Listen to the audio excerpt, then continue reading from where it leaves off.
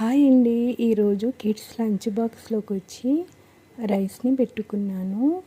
ఈ బౌల్లో కొంచెం రైస్ని వేసుకున్నాను. కూరలోకి వచ్చేమో పెసరపప్పు టమాటాని వేసి పప్పు చేశాను.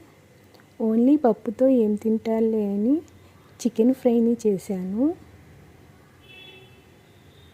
ఈ పెరుగన్నంలోకి ఇలా స్పూన్తో అన్నాన్ని మెత్తగా మెదుపుకున్నాను.